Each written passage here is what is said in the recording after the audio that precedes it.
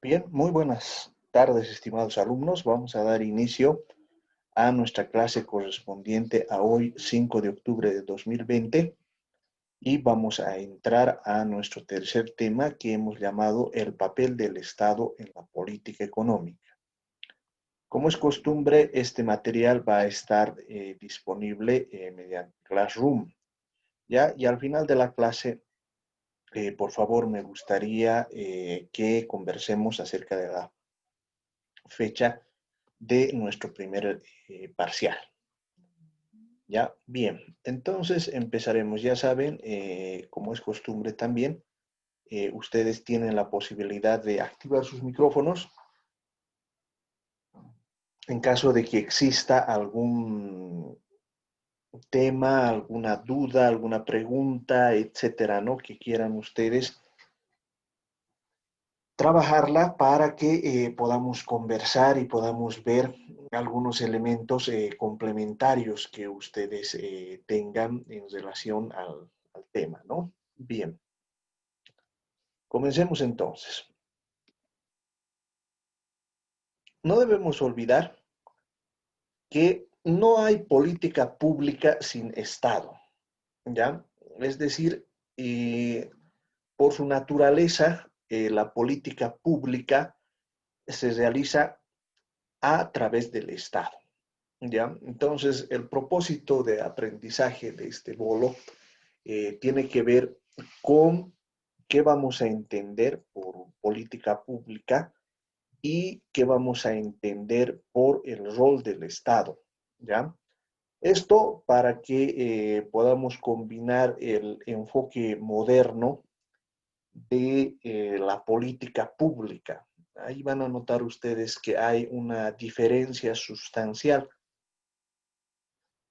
entre el enfoque de política económica que hemos visto hasta el momento, que es un enfoque macro, es un enfoque en relación a variables de coyuntura y estructura. En el enfoque de política pública es un poco más restringido. Y como es más restringido, entonces a la vez es también más efectivo, ¿no? Un poco para que ustedes distingan la diferencia. En política económica hablamos de las grandes variables. Podemos tener una política económica, por ejemplo, en relación al crecimiento económico, a la tasa de desempleo, a la inflación, a la balanza de pagos, etcétera, ¿no? Sin embargo, los estudios modernos apuntan en realidad a otro tema, ¿no? ¿Qué es lo que ellos dicen, no? En realidad el crecimiento es un resultado. En la estructura del marco lógico estarían a nivel del fin, no es algo que se pueda manipular. Es decir, en las economías modernas, si bien puedes hacer una proyección en relación al crecimiento económico que te gustaría tener, en realidad eso no se proyecta. Te digo, bueno, se proyecta, pero no se programa. ¿Por qué no se programa? Porque son miles de unidades las que se dedican a la producción. Entonces, por lo tanto, esas miles de unidades no están bajo control del Estado. Al no estar bajo control del Estado, entonces lo que ocurre es que se puede influir en en sus decisiones mediante la política pública, pero el resultado ya específico ya está fuera de control porque depende de muchas variables. Entonces, de esa manera es que se enfoca más bien un esquema de política pública en el sentido de que hay problemas muy concretos que tiene que resolver el Estado. Para darles una idea de lo que estoy hablando, ¿no? Si quieres resolver el tema de la inflación, no intervengas en los mercados. Ese es el mensaje, ¿no? ¿Por qué razón? Porque si los mercados actúan sin la interferencia del Estado, lo que va a ocurrir es que estos van a tender hacia el equilibrio. Y por lo tanto, lo que va a mostrar el mercado es una relación entre precios relativos con una inflación muy baja. Lo propio con el crecimiento, ¿no? El crecimiento económico se va a dar en la medida en que se generen condiciones para que las empresas puedan producir. Y para ello es muy importante que no exista interferencia del Estado, porque si no hay interferencia del Estado, lo que va a ocurrir es que en un entorno de libre mercado, todas las variables van a confluir a que hayan más unidades productivas, es decir, dejas al mercado, dejas a la competencia hacer su trabajo. Y si tampoco intervienes en el mercado de trabajo, lo que va a ocurrir es que los salarios se van a pagar de acuerdo a la productividad marginal del trabajo y por lo tanto no va a haber desempleo. Ese es más o menos el mensaje, ¿no? De esta forma de estructurar la política pública. ¿Ya? Hay por si acaso detractores y hay economistas que plantean que este enfoque es el correcto. Ya y tienen varios ejemplos a su favor. Por ejemplo, los norteamericanos utilizan este enfoque, en Alemania se utiliza este enfoque, los países nórdicos lo hacen hasta por ahí, digamos, ¿no? Es más una combinación de socialdemocracia lo que ellos plantean. Y en el ámbito un poco más cercano, Chile, por ejemplo, utiliza este enfoque. En cierto sentido, Perú y Colombia también utilizan este enfoque, ¿no? México, Bolivia, Argentina tienen un enfoque diferente, más de política económica, ¿no? Los estudiosos, digamos, del tema indican que una de las razones por las que hay un escaso desarrollo precisamente en el campo económico es ese, ¿no? Con esto no quiero decirles que Bolivia, por ejemplo, en los últimos 14 años haya tenido un buen desempeño económico, ¿no? Sin embargo, si uno hace un examen a profundidad, va a notar pues que hay profundas fallas, ¿no? Y entre esas fallas, los académicos no podemos cerrar los ojos, ¿no? Entre esas fallas, por ejemplo, está el hecho de nuestra baja productividad. Entonces, ese tipo de enfoques, más allá de la posición que cada uno tenga, porque les reitero, eso depende en realidad de cuáles sean sus convicciones, cómo ustedes vean el, el campo económico, en qué posición se sitúen, ¿no? Entonces, más allá de eso, lo importante radica en que conozcan en relación a este tema cómo se aborda el concepto del Estado y a partir de ahí cómo se construye eh, todo el fundamento teórico en relación al papel del Estado en la política económica, ¿no? Entonces, para abordar el concepto de políticas públicas, vamos a partir de tomar una posición acerca de qué es el Estado. Esa va a ser nuestra pregunta fundamental. El autor que tomamos para trabajar la categoría es, por si acaso, Carlos Vilas. ¿Ya? Es un profesor mexicano que ha trabajado bastante el tema del Estado, traducir su naturaleza histórica, política, sociológica, etcétera, ¿no? En perspectiva, el Estado-nación es una forma particular de organización del poder político y de la vida social estrechamente vinculada a la sociedad capitalista. Es decir, esta forma de articulación de la nación específicamente tiene que ver con cómo se va estructurando el capitalismo. No se olviden que la visión moderna acerca de la nación es relativamente reciente, no tiene más de 1000 años. ¿Por qué razón? Porque en realidad en sus primeras formas no muy lejanas, estamos hablando de 2000 años, no olviden que 2000 años en el fondo es pues un suspirito para la historia del universo, ¿no? Y del mundo en realidad. Pero las formas más básicas se dieron alrededor de las ciudades-estado. Grecia, Roma nos muestran en realidad cómo era la construcción del Estado alrededor de una ciudad. En cambio, la concepción de Estado-nación, es decir, el hecho de tener un territorio, una población y un gobierno es relativamente moderna.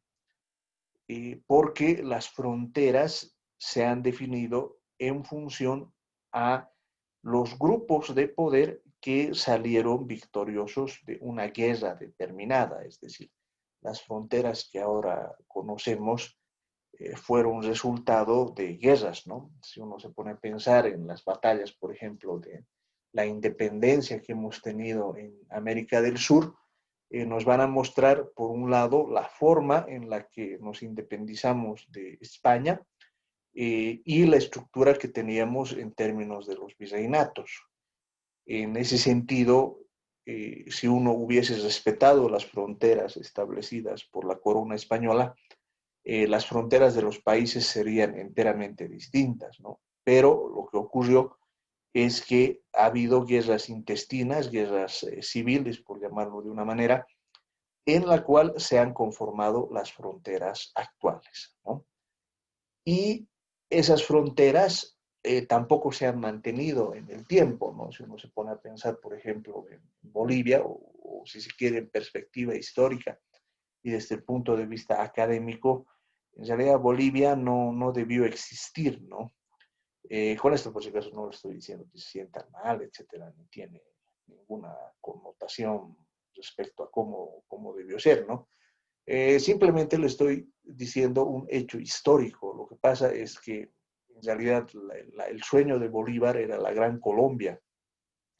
¿Por qué razón? Porque él veía tempranamente que si no nos uníamos como continente en el tiempo íbamos a generar altos índices de pobreza, en fin, de que el desarrollo no iba a estar del lado nuestro, ¿no? En ese sentido, Bolívar siempre fue pues un visionario, ¿no? Y fue un visionario porque él se alimentó de la Revolución Francesa. Y eso le permitió ver que si en el concierto del mundo, si América Latina no establecía un proceso de unidad, iba a ser terrible, ¿no? Entonces, los terratenientes de la época se dan cuenta que para que Bolívar no siga con su loca idea. ¿Por qué razón? Porque en realidad en la época lo que les convenía a ellos era tener pues su propio gobierno, ¿no? Al tener su propio gobierno no necesariamente tenían que seguir los dictados de la Gran Colombia. Entonces crean Bolivia y le dan el nombre de Bolivia precisamente en honor al libertador. Pero eso era un regalo envenenado en cierto sentido, ¿no? Porque si él decía que no, era como rechazar a la hija predilecta. Ese fue nuestro origen, ¿no? Y ojo, que de nuevo les digo, las cosas no han ido enteramente mal en ese sentido, ¿no? Porque si uno recuerda, por ejemplo, el gobierno de Andrés de Santa Cruz, uno encuentra ahí el paradigma de lo que ha sido un buen gobierno, ¿no? Andrés de Santa Cruz gobernó después de Sucre y fueron 6 o 7 años en los cuales el ejército boliviano, la hacienda pública boliviana, estuvo entre las mejores de toda Latinoamérica. De hecho, en la época el ejército de Andrés de Santa Cruz era el más poderoso de toda la región. Y la idea de la Confederación Perú-Boliviana fue una idea que estuvo a punto de cuajar. Posiblemente hubiésemos sido un solo país. La guerra original, en realidad, con Chile se planteó en esa época. En Paucarpata, Andrés de Santa Cruz pues, le perdona la vida a Chile, ¿no? y si ustedes quieren, en realidad la pelea, la guerra del Pacífico de 1879, en realidad tiene su antecedente más remoto o su antecedente más cercano con la batalla de Pau Carpata, ¿no? Lo que ocurre es que geopolíticamente, si notan, Chile es una franja, ¿no? Es una franja que fácilmente podía caer bajo el dominio de los otros países, Argentina, Perú, Bolivia. Entonces, esa es la razón por la que después de Pau Carpata, Chile se arma y plantea el conflicto con Bolivia y con Perú en términos de una visión geopolítica, ¿no? Esto para que no se hagan ustedes muchas ilusiones en el tiempo respecto a la integridad territorial. Eso, cuando ustedes alguna vez estén en el gobierno, se van a dar cuenta que es algo tremendamente frágil. ¿Por qué razón? Porque mantener un territorio, y ojo, no solo para Bolivia, la Unión Norteamericana, por ejemplo, algo que tienen muy claro los gobernantes es que una de sus principales funciones es mantener la Unión Americana, ¿no? Que con frecuencia tiene momentos de tensión donde uno de los estados federales también intenta separarse de la Unión. En Bolivia es algo parecido, ¿no? Y esas tensiones afloran de cuando en cuando, por ejemplo, en las elecciones, ¿no? En estos momentos se les reclama, por ejemplo, a Luis Fernando Camacho por qué no se baja de la elección, ¿no? Y claro, lo que pasa es que Fernando Camacho y su gente se dan cuenta de que el planteamiento del federalismo es un planteamiento muy potente. ¿Por qué razón? Porque Santa Cruz no se ve como parte de Bolivia en sí mismo, que eran sus grupos de poder. Pero más allá, digamos, de que sea o no federal o que ellos planteen una especie de protectorado con el Brasil, lo cierto es que les sirve para negociar. Santa Cruz lo que quiere negociar ahora es el ejercicio del poder. Y en ese sentido, Luis Fernando Camacho lo que está traduciendo es precisamente esa, esa forma de ver el mundo, ¿no? Lo propio ocurre con Tarija, La Paz, ni qué decir, ¿no es cierto? La Paz contiene el monopolio del poder, por esa razón es que ahora los grupos de poder paseños ven la elección de esa forma, ¿no? Beni intenta sacudirse del yugo cruceño, por esa razón la batalla por la carretera por el Tignis, en el fondo es ver cómo se puede conectar o no Beni al centro y a los mercados paseños y cochabambinos, ¿no? Lo propio van a encontrar, por ejemplo, en Potosí. En Potosí, el tema del litio, ¿por qué es tan complicado? Porque los potosinos consideran que han dado una gran cantidad de recursos al país y, bueno, nunca han sido correspondidos. Entonces, por esa razón, el problema del litio es tan difícil de resolver, ¿no? Y Pando, que todavía no encuentra su identidad, sus élites están más vinculadas al Brasil, al tema de la zona franca, etcétera. Entonces, todavía no tenemos un sólido liderazgo pandino, ¿no? Lo cual no tiene por qué sorprendernos porque en realidad en Bolivia eso no ha sido ninguna sorpresa. Si, por ejemplo, en la década de los 60, de los 70, hablabas de Santa Cruz, bueno, Santa Cruz era un lugar, pues, exótico, ¿no? Sus calles, a más allá de las 2 cuadras alrededor de la Plaza 24 de Septiembre, todavía eran de tierra, se veían carretones, era un lugar de hacendados que no querían ver lo que estaba pasando alrededor. Para ellos la revolución del 52 fue algo lejano, etcétera, ¿no? En realidad Santa Cruz empieza a ser lo que es a partir, y eso no hay que negarlo, de un presidente cruceño, ¿no? En el antecedente más cercano, no quiero aquí herir sensibilidades, ¿no? Ahí no hay nada que hacer. Banzer fue el visionario que fue capaz de construir la Santa Cruz moderna, en mi opinión, ¿no? Si vamos más atrás, por ejemplo, Carlos Hugo Molina me diría, tienes que mencionar necesariamente a Andrés Ibáñez, ¿no? Y la idea del federalismo, la lucha por el 11%, en fin, o sea, es toda una historia que va a manejar, no exenta de tensiones, ¿no? Entonces, esta idea de Estado-nación, esta forma particular de organización del poder político, tenemos que entenderla en esos marcos amplios del análisis, no solo económico, sino histórico, sociológico y territorial, ¿no? Porque si no lo hacen, bueno, pues van a estar en figurillas mis compañeros. Eh, en perspectiva política, es la unidad suprema de decisión sobre la población de un territorio. ¿Esto qué quiere decir? Que el Estado, en tanto representación de la soberanía y de las decisiones que representan esa soberanía, entonces se constituye en la unidad suprema. Para que tengan una idea de la evolución de todo esto, en realidad el Estado nace para la defensa. En otras palabras, la idea del territorio es pues relativamente moderna. Si se trasladan, por ejemplo, 10.000 años atrás en la historia de la humanidad, la idea del territorio no era una idea como ahora lo tenemos. De hecho, en realidad hay resabios de esa idea del territorio actual, ¿no? ¿Por qué? Porque precisamente la propiedad privada se reduce, es la dialéctica del mismo proceso. Les voy a explicar un ejemplo bien concretito que ustedes me van a entender. Para la gran mayoría de nosotros, la propiedad privada se reduce a la vivienda, a la casa, a los 100, 150 metros cuadrados que habitamos.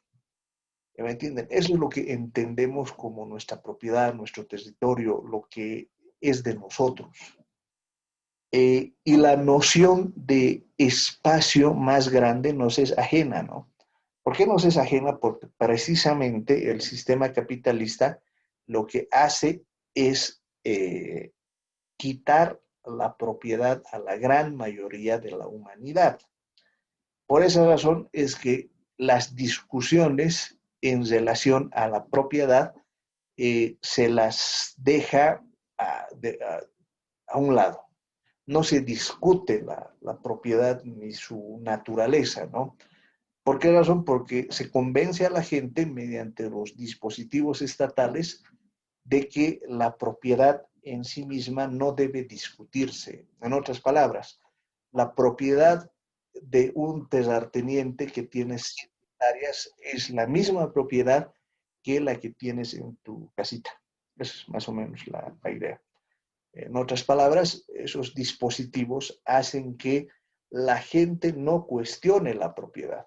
¿Por qué? Porque el momento en que empieza a cuestionar la propiedad, lo que ocurre es que se va en contra de los cimientos de la construcción de esa propia estatalidad, que con Marx diríamos no es otra cosa que el instrumento para el dominio de una clase sobre otra, ¿no? Entonces ya pueden entender cómo funcionan esos dispositivos. Con esto, por si acaso, no estoy diciendo que se tenga que hacer un llamado a la revolución, aunque en cierto sentido debería ser así. ¿Por qué? Porque en estos momentos de tensión que tenemos en América Latina, en Bolivia, en el fondo, el gran problema de la revolución es precisamente esa, ¿no? Cuando la gente se empieza a dar cuenta de que, bueno, le toman el pelo, ¿no? Es un engaño, ¿no? Es como vivir en Matrix, ¿no? Como los que han visto la película. Vives en una ilusión que te hace creer que en la vida todo es trabajo, que tienes que cumplir 8 horas y que tu casa tienes que comprarla en 35 años, ¿entiendes? En el fondo, cuando empiezas a creer todo eso, con Amartya Sen te vas a dar cuenta que eres un esclavo feliz, ¿cierto? Sin darte cuenta que lo más precioso que tienes es tu tiempo, pero si trabajas 12 o 14 horas de lunes a sábado, te vas a dar cuenta que en realidad estás desperdiciando tu vida, ¿no?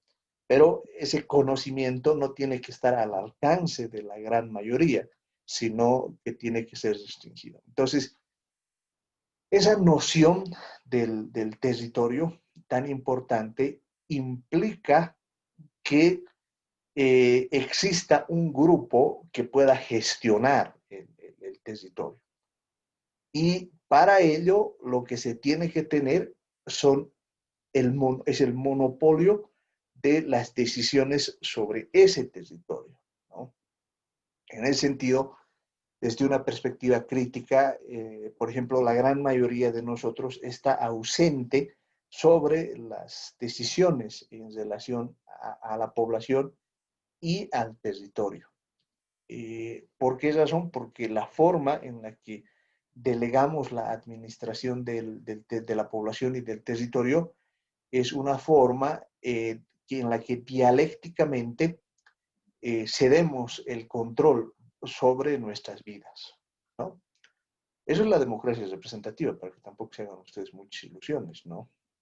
La democracia representativa significa que le vas a entregar a alguien el poder, el mando sobre la población y el territorio. Ese es un presidente, eso es la asamblea legislativa, los distintos poderes que van a decidir sobre nuestro futuro y el de nuestros hijos, ¿no? Por esa razón, van a notar que en casi todos los países hay un cansancio en relación a la clase política, ¿no?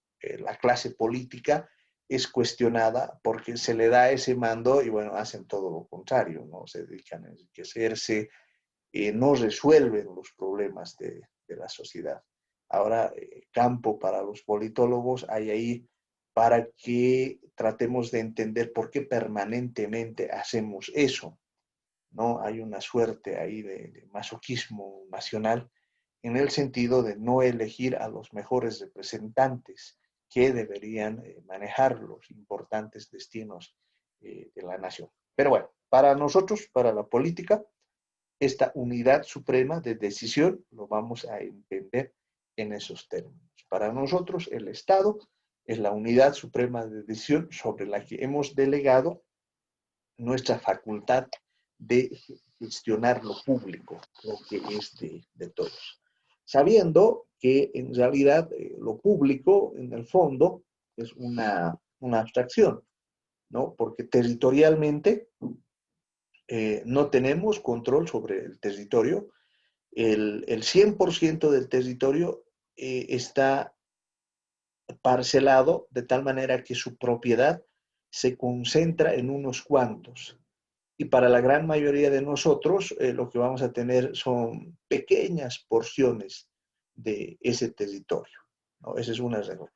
Y esa división del territorio se va a traducir también en la propiedad del producto y su división, ¿no? En otras palabras, del 100% del producto, o sea, de todo lo que se produce, esa producción va a ser apropiada por un pequeño grupo de personas que van a disfrutarlo, mientras el resto o la gran mayoría de la población no va a tener acceso a ese producto. ¿Cómo lo vamos a distinguir? Pues en la distribución del ingreso, ¿no? Y ahí no hay que ser un genio para darse cuenta de que eso funciona así.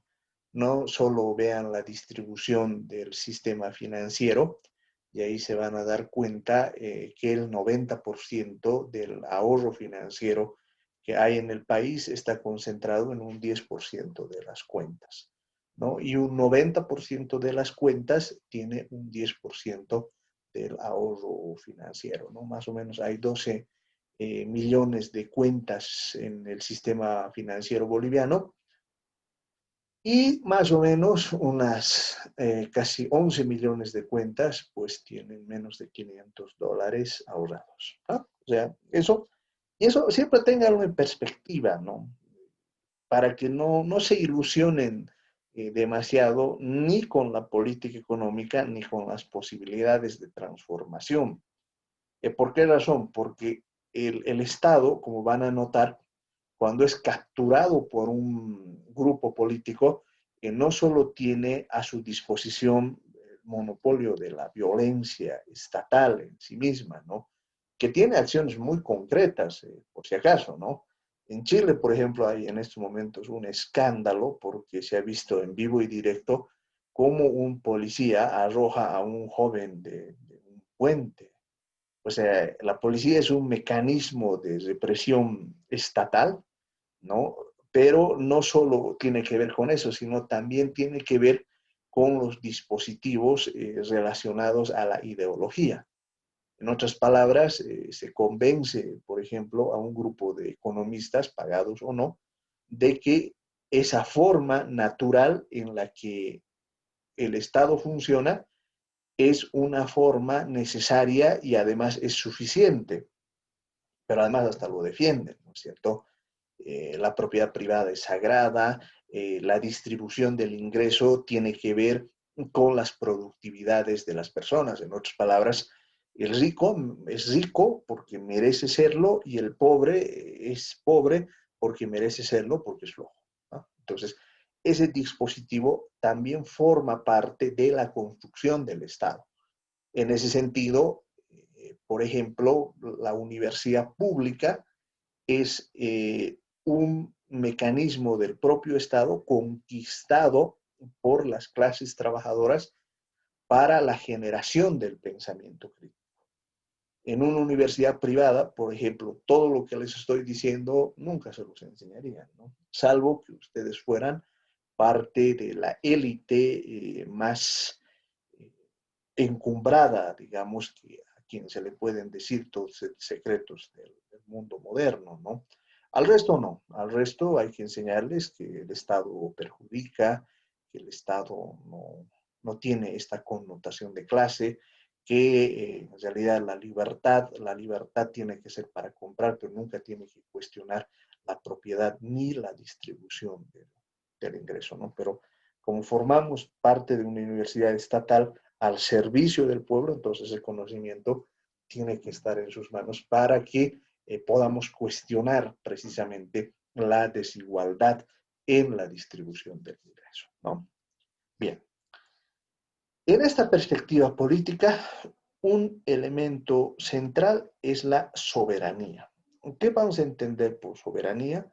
Vamos a entender la capacidad de autogobierno, de decisión que pueda tener el aparato estatal en relación a esa población y a ese territorio. La soberanía tiene que ver que no se admite ningún poder extranjero sobre la presidencia del país ni sobre la asamblea legislativa.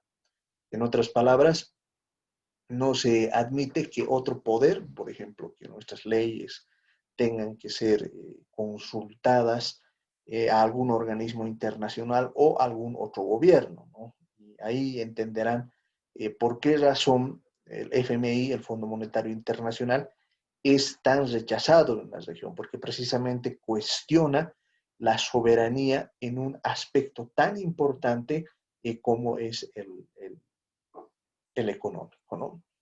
Tiene que contar con una alta legitimidad, ¿no? Pese, digamos, a mis reservas respecto a lo que es la naturaleza del Estado, esto no tiene que llevarlos a que piensen siempre que las decisiones estatales son negativas. De hecho, más bien funciona al revés.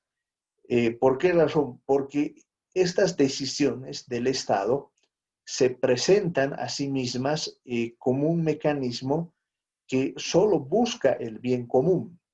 En otras palabras, si se aumentan los impuestos, por darles una idea, ese aumento de los impuestos tiene que ver con la necesidad de realizar políticas públicas para favorecer a los más pobres, ¿no? Esa es la idea. Entonces, en ese sentido, eh, hay una legitimidad en relación al cobro de los impuestos o las decisiones relacionadas, por ejemplo, a la seguridad ciudadana. El Estado, y ahí no se sorprendan, no importa mucho el color de los gobiernos que coyunturalmente tengan, siempre va a disimular las formas en las que se protege, ¿no? Por darles una idea, los bloqueos, ¿no? Frente a los bloqueos, que son un arma que utilizan las clases populares para cuestionar y para enfrentar al propio Estado, van a estar fuertemente cuestionados, ¿no? Y en eso, por si acaso, no, pues les decía que al margen de los colores, ¿no? Ya el gobierno actual lo hace y también lo ha hecho el gobierno del MAS, ¿no? Si ustedes recuerdan, la prohibición para utilizar dinamita en realidad no es de este gobierno, ¿no? Pero ahí, ¿cómo se construye la legitimidad? La legitimidad se construye a partir de decir que eso está en contra del bien común. No puedes hacer estallar dinamitas, digamos, en pleno centro paseño, ¿no? Pero eso desde la perspectiva del Estado, en tanto quiere construir legitimidad. Legitimidad quiere decir aceptación por parte de la sociedad. Pero desde el punto de vista del campo popular, bueno, la respuesta va a ser, pues, que si no hago estallar la dinamita, a mí nadie me va a escuchar, ¿me entienden? ¿No? O los bloqueos, digamos, ¿no? Que pueden ahora ser muy cuestionados, pero si notan, en varios aspectos de la historia boliviana han sido utilizados. El caso, digamos, que ha cambiado el curso de la historia ha sido los bloqueos en Santa Cruz, ¿no? Entonces, todos esos elementos son importantes para que se pueda construir esta noción de Estado. Como ya se habrán dado cuenta a estas alturas del partido, ya notarán que en el fondo el Estado es una construcción del pensamiento humano. Es decir, no existe algo que lo sostenga en sí mismo. Es algo así como, para ponerse, pues les mencionaba en el tema de Matrix, ¿no? Es una ilusión aceptada por todos y que tiene que ser validada precisamente porque todos estamos convencidos de su existencia como algo fijo, ¿no? ¿Dónde está el poder en Bolivia? ¿Está en la Plaza Murillo? ¿Está en los ministerios? En fin. ¿Y cuándo te das cuenta de eso, no? Precisamente cuando se deja el cargo, ¿no? José Luis Parada era ministro de Economía y Finanzas y era un hombre poderoso. Sale del ministerio y deja de serlo. ¿Me entienden? Ese es el punto. Es la ilusión de la estatalidad radica precisamente en esta soberanía, esta legitimidad y los distintos elementos que va a haber. Que eso pueden utilizarlo ustedes en el caso de que propugnen, por ejemplo, un cambio en relación a la propia estatalidad o si quieren mantenerlo en el tiempo, ¿no? Desde ya les diré que, por ejemplo, la construcción de una política pública tiene que estar altamente relacionada con la capacidad de construcción de esa legitimidad. En otras palabras, si van a, por ejemplo, realizar un aumento, un cambio en el IVA, lo natural es que esa propuesta tenga un alto grado de legitimidad. Hay una independencia, esto altamente relacionado con el concepto de soberanía desde la perspectiva política. ¿Por qué razón? Porque esa independencia hace que sus decisiones no tengan que depender de otros temas, ¿no? Esta es una cuestión muy, muy interesante respecto a los dos grandes procesos que son paradigmáticos respecto a la construcción de uniones estatales, ¿no? Uno, el más exitoso, es de la Unión Americana, ¿no? Los Estados Unidos, y el otro es el de la Unión Europea, ¿no? Son dos elementos que nos muestran la forma en la que puede y no puede funcionar el tema, ¿no? Y eso hay que analizarlo, hay que verlo porque esta situación o este tema de la independencia es algo que está en discusión permanente, ¿no? Les voy a decir por qué. Porque el Brexit inglés nos muestra algo que posiblemente resquebraje a la Unión Europea, ¿no? España, Grecia, Italia se muestran como los grandes perdedores de este proceso de unificación internacional. Estados Unidos te muestra todo lo contrario, aunque no se va mostrando los entretelones del tema, ¿no? Porque hay estados dentro de la Unión Americana que no tienen el mismo nivel de vida que el resto de los Estados Unidos, ¿no? Si alguna vez viajan a los Estados Unidos, que tienen que hacerlo, porque hay que recorrer el mundo, y yo los invito a que visiten la región de los Apalaches. En los Apalaches van a encontrar mucha gente, o sea, miles, por no decir millones, que viven en una pobreza tal que viven de los cupones, o sea, de la alimentación que lleva el gobierno y que lleva las ONGs. ¿Por qué podemos encontrar, digamos, regiones tan pobres frente a, a estados como el de San Francisco, en los cuales hay un gigantesco desarrollo, de tal manera que, por ejemplo, Silicon Valley puede generar un producto equivalente a 4 países juntos? Esos son temas que se tienen que discutir. Pero, ¿cuál es mi punto? Esa dependencia, esa independencia es un elemento cualitativo central que tiene que tener el Estado. En ese sentido, hay dos dimensiones básicas que se tienen que entender en términos del Estado. La primera es la política como expresión institucional de relaciones de poder y principios de legitimación. En otras palabras, eh, la dimensión política del Estado nos va a dar una institucionalidad acerca de las relaciones de poder. ¿Qué quiere decir esto en sencillo? En, un, en una sociedad, no se olviden que la forma en la que nos estructuramos responde a la aceptación común que tengamos de el relacionamiento que vamos a tener entre todos. Es lo que Rousseau llamaba el contrato social. En otras palabras, aceptamos ser parte de la sociedad y asumimos el rol que nos corresponde, ¿no? Bueno, esto les puede parecer obvio, ¿no? Porque en realidad cuando el Estado se internaliza dentro de cada uno de nosotros, aceptamos esto, y para los estudiantes universitarios esto es más que obvio, ¿no? A ver, les voy a explicar por qué. Hay ciertas cosas que tanto ustedes como yo aceptamos, ¿no? Incluso pese a la distancia que podamos estar, por ejemplo, todos hemos convenido que los lunes y los miércoles nos vamos a encontrar a la hora del almuerzo para que discutamos política económica. Hay ciertas reglas que llevamos adelante. Por ejemplo, mientras yo estoy explicando, ustedes no me interrumpen, ¿me entienden? O sea, esas son las reglas tácitas que tenemos, que ustedes y yo las asumimos. De mi lado, por ejemplo, hay un marco de respeto hacia los estudiantes. Yo tengo que valorar lo que ustedes hagan. Tengo que exigir también que haya un proceso de aprendizaje. Entonces, estamos llevando al Estado a sus elementos más esenciales. Es algo así como los átomos de la materia.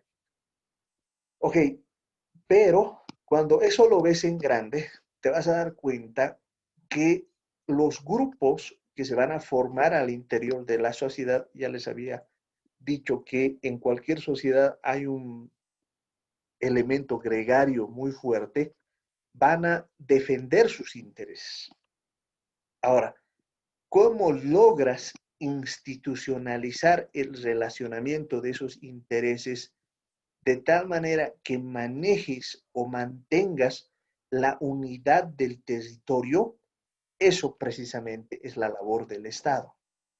Por esa razón, van a notar de que para trasladarnos al tema moderno, es una tontería en estos momentos plantear que el MAS, por ejemplo, no participe en las elecciones. ¿Por qué razón? Porque si lo sacas del escenario político, rompes la relación esencial del poder que nutre al Estado. En otras palabras, dejas ya para no lastimar sensibilidades, vas a dejar a un tercio de la población fuera del escenario del relacionamiento de poder. ¿Por qué? Porque ni bien hagas eso, lo que vas a cuestionar primero es la unidad territorial y segundo, vas a cuestionar la cohesión social. En la práctica, ¿en qué se va a traducir? Bueno, que vas a tener un altísimo nivel de inestabilidad, ¿no? En cambio, cuando tienes la capacidad, y en eso, digamos, los bolivianos a regañadientes entendemos eso, cuando los integras dentro de una elección, entonces ya son parte de.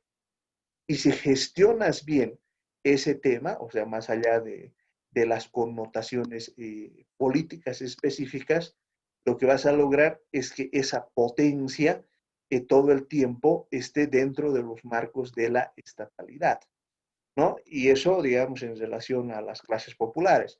Lo propio vas a tener en relación a los empresarios, vas a tener en relación a los universitarios, vas a tener en relación a los municipios. En serio, el arte de la administración de la política pública es que puedas establecer esas relaciones de poder dentro de un equilibrio armónico que no te rompa la unidad territorial ni te cuestione la cohesión de la propia sociedad. Ojo, que hay países que en realidad rompen todo eso, ¿no? Piensen en Somalia, piensen en varios países africanos, piensen en la Alemania de los años 30, en fin, o incluso ahora piensen en la propia Venezuela, ¿no es cierto? Donde ese marco de relaciones de poder se rompe y lo que tienes es una estructura artificial del Estado, que puede pervivir mucho tiempo, si ustedes quieren, ¿no? Pero la armonía en esa sociedad se hace pues cada vez más difícil, ¿no? Y eso se traduce en que la sociedad empieza a disgregarse, ¿no? Y eso tiene connotaciones muy concretas, ¿no? ¿Por qué razón tenemos tanta presencia en América Latina de venezolanos que están pasando por una situación de pobreza muy fuerte? Porque precisamente las respuestas de este relacionamiento de poder en Venezuela, bueno, se han roto, ¿no? Y esa es una realidad complicada que a futuro va a generar muchos problemas, lo está generando en Colombia, en Chile, en fin, ¿no? O sea, es un problema sin resolverse. Nosotros, en tanto la dimensión política del Estado de expresión institucional de relaciones de poder, entonces es importante que resolvamos esos temas, ¿no? Para que no se hagan muchas ilusiones respecto, por ejemplo, a la visión instrumental, ¿no? En el sentido de que tenemos que tener objetivos, luego elegimos instrumentos. No, no, no. Esta visión institucional de las relaciones de poder es muy importante. Por esa razón, hay una relación entre la política económica y la economía política, ¿no? Ambos elementos nos permiten entender cómo funciona en la práctica el Estado, ¿no? Y con esto tiene que ver con los principios de legitimación. No se olviden que el dominio de una clase respecto a otra o de ciertos grupos de poder sobre otros tiene que tener una base mínima de legitimación. Y eso lo pueden entender en relación a la propiedad privada, por ejemplo, en el sentido de que no solo digamos en cuanto a la casa, a los autos, o si ustedes quieren, dueños de su propia vida, ¿no? Y eso lo igualas con la propiedad de las fábricas, con la propiedad de la tierra, en fin, todo eso genera una base de legitimidad de tal manera que la gente se mire a sí misma y a los demás en una relación de igualdad, aunque sea artificial.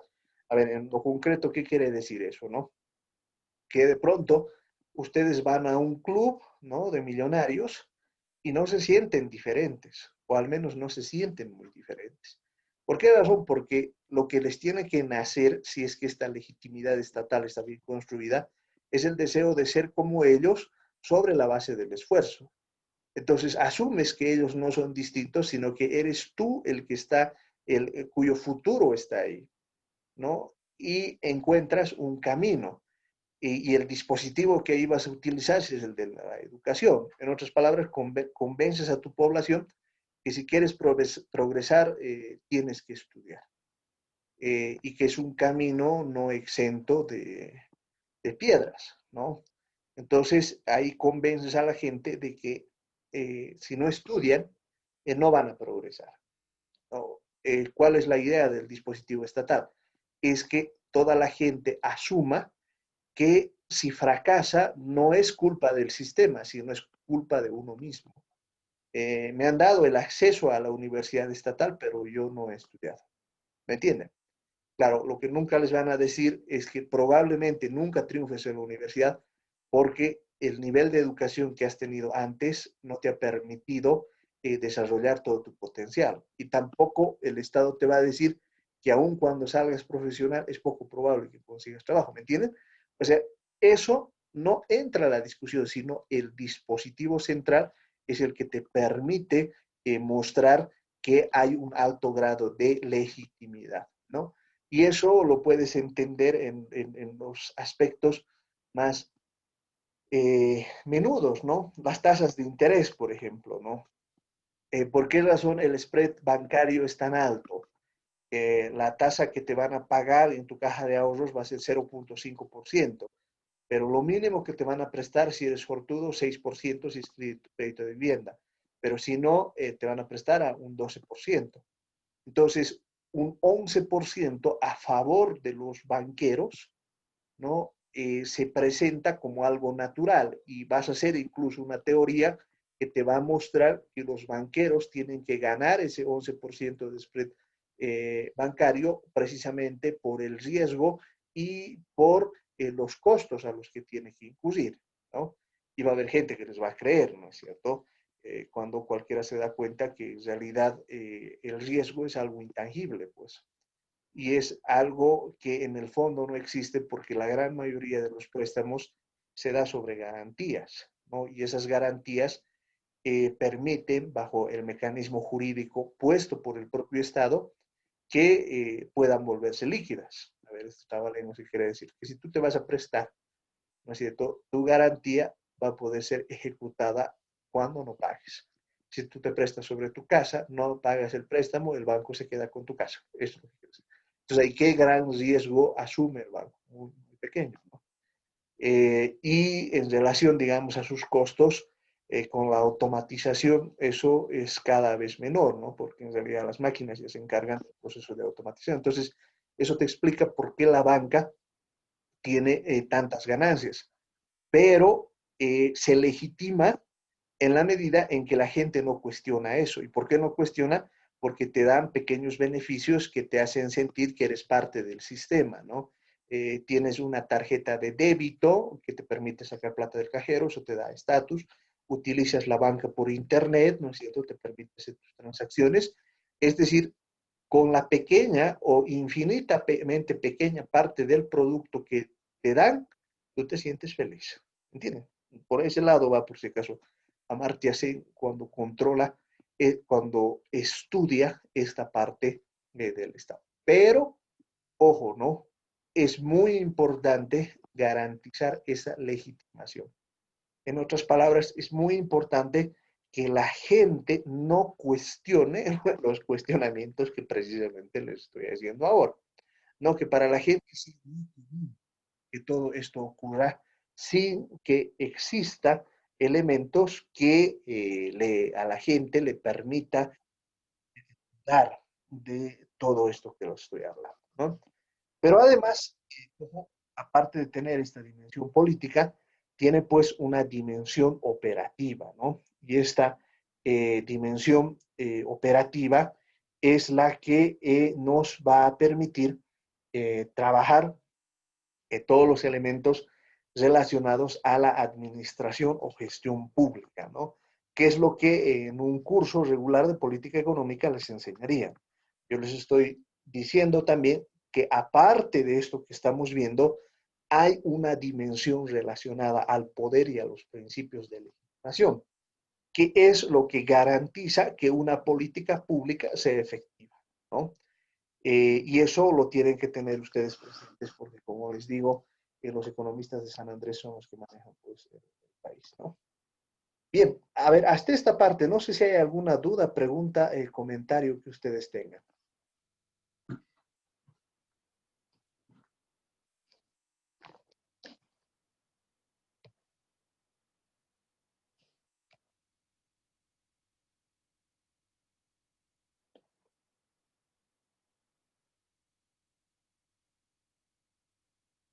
¿Todo claro?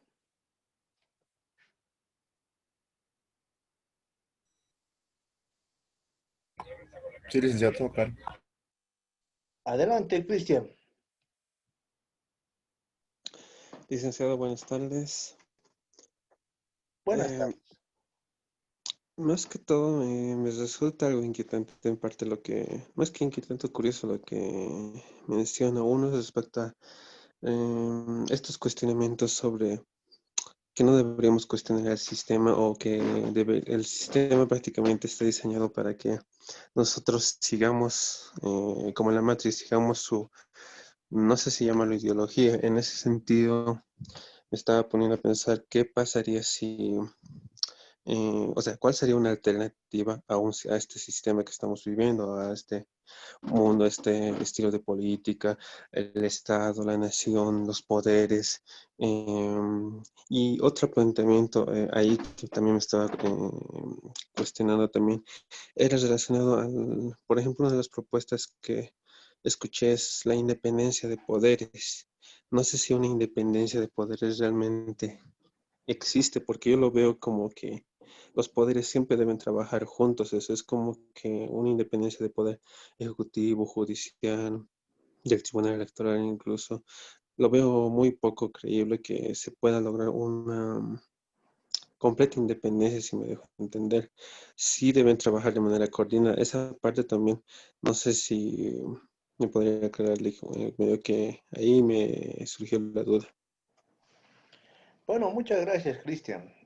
Por supuesto que hay alternativas con las cuales puedes construir un sistema diferente, ¿no? Porque no te olvides, ¿no? Esta organización es funcional al modo de producción, al capitalismo, ¿no? Y el centro, digamos, de toda la estructura del poder está pues en la distribución del producto, ¿no? En otras palabras, para que me entiendan cómo funciona, ¿no? Todo lo que se produce en el país tiene que beneficiar a alguien, ¿ya? No se olviden que el producto es igual al ingreso. En otras palabras, el centro de todo esto es cómo se distribuye el ingreso. La naturaleza del capitalismo es que unos pocos se apropien esa parte de la parte gruesa del ingreso y los más nos dividamos las migajas, ¿no? Ahora, ojo que en realidad ahí no es algo esto automático, no quiero que se ilusionen en el sentido de que todo es cuestión de redistribuir, no, sino que tiene que ver también en cómo se produce. Si la torta es chica, aun cuando pocos se lleven gran parte de esa torta, sigue siendo una torta pequeña. Si la torta es más grande, entonces hay más para distribuir. Un poco esa tensión es lo que lleva, ¿no? El argumento que te da, por ejemplo, el sistema actual de pensamiento dominante es que te dice que si tú intentas distribuir de una forma más equitativa el producto, lo que va a ocurrir es que se va a destruir todo el sistema de generación de ese producto. En otras palabras, te enfrenta el sistema a un callejón sin salida. Si destruyes al capitalismo, lo que vas a hacer es que vas a verte inmerso en la pobreza. Y te ponen como muestra Venezuela, ¿no? Que lo ha intentado hacer, o Cuba o Corea del Norte, ¿no? Entonces así funciona. Por eso es un dispositivo estatal que te condiciona a decir, ojo, ahorita eres pobre, pero comes, ¿no es cierto? Intenta construir un socialismo y vas a seguir siendo pobre y vas a dejar de comer. ¿Me entienden? Así es como se estructura la legitimidad del Estado. Entonces, ahí la gente reacciona y dice, bueno, entonces que se queden nomás como están y los economistas empezamos a enseñarles con nuestras curvas, nuestras curvas de indiferencia, de que eso es naturalmente así, ¿no? Ese es el origen, si ustedes, si quieren, la base de nuestras ideas de productividad marginal, en fin, de la curva de oferta, etcétera, ¿no? Ese es el sustrato, es la defensa precisamente. Y que lo vamos a mencionar como la única forma posible de entendimiento del tema. No se olviden que la idea de la esclavitud es la idea que en realidad se pretende cambiar, ¿no? En otras palabras, como dice Amartya Sen, la idea es tener esclavos felices, ¿no es cierto? ¿Cuál es la idea del grupo dominante? Que los esclavos no cuestionen su esclavitud, ¿no? Que de hecho seas muy feliz yendo a trabajar todos los días 14 horas, ¿me entienden? Esa es la idea central, les digo, ¿no? Ahora, claro, ojo, no vayan a pensar ustedes ni crean que basta con que descubras este conocimiento para ser libre, ¿no? Pero el primer paso para la libertad es ser consciente en relación a las cadenas que tienes. Un elemento, ¿no? Y por supuesto que se pueden construir alternativas al respecto y en mi opinión es tarea nuestra que lo hagamos. Algún momento les voy a conversar a más detalle cuál sería esa alternativa. Ahora, en relación a la independencia de poderes, lo que permite es precisamente esta institucionalización de las relaciones de poder. En otras palabras, el Parlamento sintetiza a todas las fuerzas en juego, ¿entiendes? O sea, el Estado diseña y mantiene varios dispositivos para pervivir en el tiempo, ¿ya? Y uno de ellos, naturalmente, es el poder legislativo. ¿Por qué razón? Porque permite que en un ambiente controlado se resuelvan las disputas en relación al poder. En otras palabras, la construcción, para ponerlo técnicamente, de un equilibrio de Nash. Es decir, no es el equilibrio más eficiente, pero sí es un equilibrio que permite que las fuerzas se mantengan en el juego, ¿ya? En otras palabras, vas a tener la representación de los banqueros, vas a tener la representación de los agroindustriales, vas a tener la representación de los obreros, vas a tener la representación de los campesinos, que lo que van a hacer en el Parlamento es precisamente encontrar el equilibrio que les permita legitimarse. Ahora, esa tensión permanentemente va a estar en juego, ¿no? En otras palabras, el sentido común va a ser el objeto de captura de estos grupos. A ver, ¿por qué el sentido común? De pronto, yo pertenezco a la burguesía agroindustrial, ¿no? Y a nosotros nos interesa capturar a las empresas públicas. Entonces, ¿qué vamos a convencer a la gente? De que las empresas públicas son ineficientes, de que las empresas públicas no funcionan. ¿Por qué? Porque nos interesa conservar. O, por darles una idea, somos de la burguesía financiera y lo que nos va a interesar es que la política pública permita que las tasas de interés fluctúen de acuerdo a los intereses de oferentes y demandantes. ¿Me entienden? Que no haya una regulación estatal, que los contratos los podamos definir nosotros. O si estamos del otro lado, de los trabajadores, lo que vamos a tratar es que las leyes protejan a los trabajadores, que sea imposible despedirlos, que haya una regla mediante la cual los incrementos salariales sean el doble de la inflación todos los años. ¿Me entienden? Entonces, el Parlamento lo que va a hacer es canalizar esas demandas y generar leyes que más o menos pongan contenta a la población en términos de los intereses de estos grupos. Y además vas a supeditar al órgano ejecutivo precisamente a esta asamblea. Necesitas de una justicia que garantice el cumplimiento de la ley. Necesitas un órgano electoral que sea independiente para que precisamente la captura no sea obvia. Porque el momento en que se vuelve obvia la captura es donde das paso a la reacción popular. Y la reacción popular lo que va a hacer es hacer saltar en añicos a toda la estructura estatal. Ahora entienden qué es lo que ha pasado en noviembre y qué es lo que está pasando ahora, ¿no es cierto? Porque en noviembre lo que ocurre es que, por ejemplo, cuando, más allá de que sea verdad, etcétera, no quiero emitir un juicio al respecto porque hay las autoridades competentes, ¿no? Pero desde el punto de vista académico, lo cierto es que la población consideraba que el órgano electoral estaba capturado. Y como el órgano electoral estaba capturado, las elecciones estaban en duda. Entonces, notan, hay una fricción del Estado que estalla, ¿no es cierto? ¿Y cómo estalla? Bueno, el presidente en el exilio y todos los nazistas correteados, ¿entienden? Ahora hay otra fricción que se va a resolver en términos de las elecciones, pero esa fricción no va a tener su correlato solamente en la elección, sino otra vez las calles van a ser el escenario en que la contienda política se va a resolver, pero sigue siendo un dispositivo del Estado. ¿Por qué razón? Porque no está en duda, por ejemplo, la unidad del territorio, ni tampoco está en duda las instituciones que hacen a ese propio Estado. Por esa razón, cuando la gente se asusta y dice que todo va a ser ¿cómo se llama? Que todo se va a acabar, eso es falso. Eso no es académico, eso no es científico.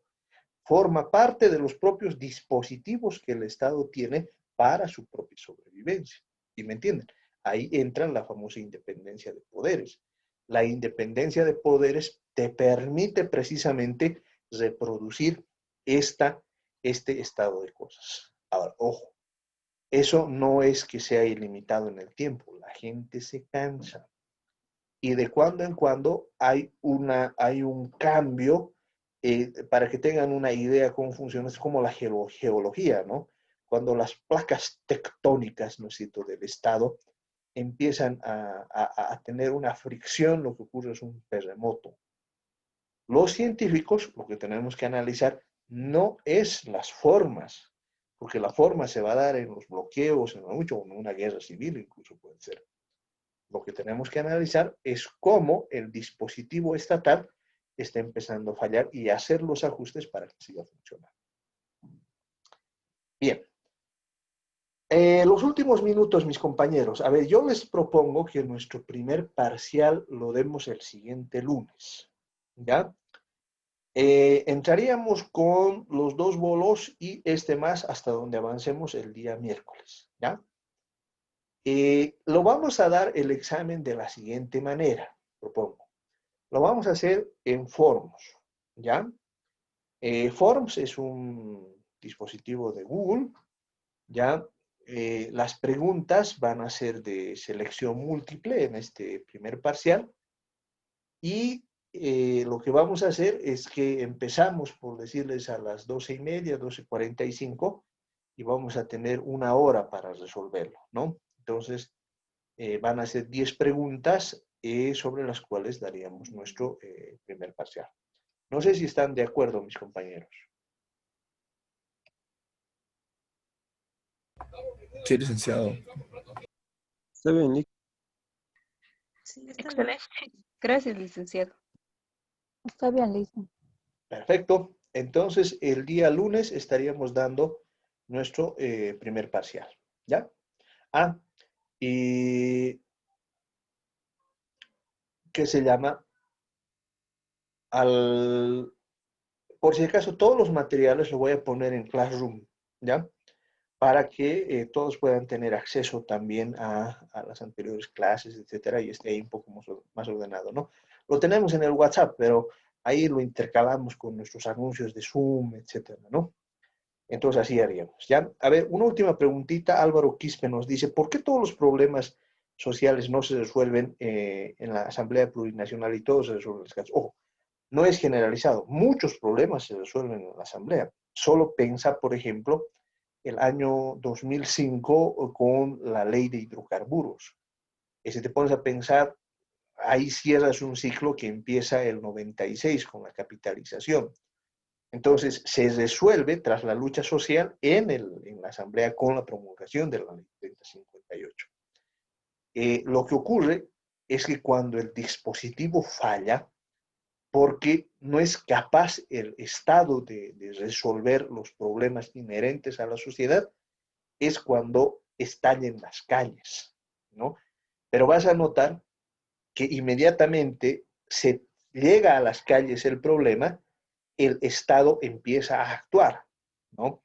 ¿Y cómo lo hace? Dialogando, resolviendo los temas. A ver, para hacerles tocar en caliente de lo que estoy hablando.